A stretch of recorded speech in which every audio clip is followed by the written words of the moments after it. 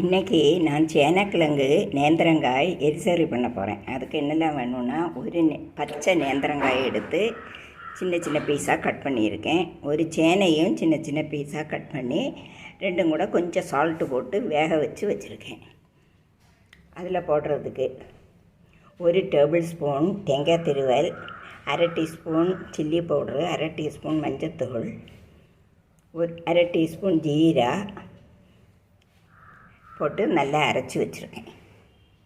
அப்புறமா கடாயில் ஒரு டேபிள் ஸ்பூன் எண்ணெய் ஊற்றி அதில் கடுகு, உளுந்தம்பருப்பு, கறிவேப்பிலை, வற்றல் மிளகாய் போட்டு வறுத்து விட்டு அப்புறமா தேங்காய் திருவினதை போட்டு நல்லா சுவக்க வறுத்து வச்சுருக்கேன். கடாயில் இந்த அவிச்சு வச்சுருக்கிறதெல்லாம் கொட்டி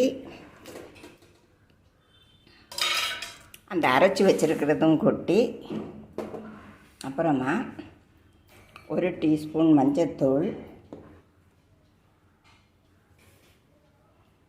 கொஞ்சம் தண்ணி ஊற்றி அந்த அரைச்சி வச்சுருக்கோம் இல்லையா, அதையும் கூட போட்டு நல்லா வேக வைக்கணும்.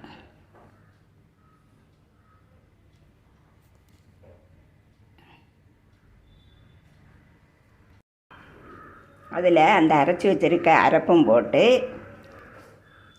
ஒரு 2 டீஸ்பூன் பெப்பர் பொடி அதுவும் போடணும்.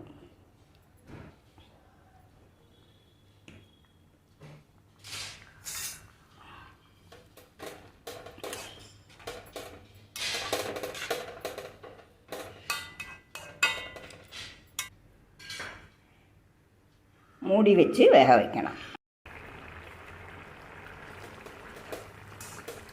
நல்லா வெந்துடுச்சு. இனி இதில் நம்ம தேங்காய் எல்லாம் வறுத்து வச்சுருக்கோம் இல்லையா, அதை தூக்கி கொட்டணும்.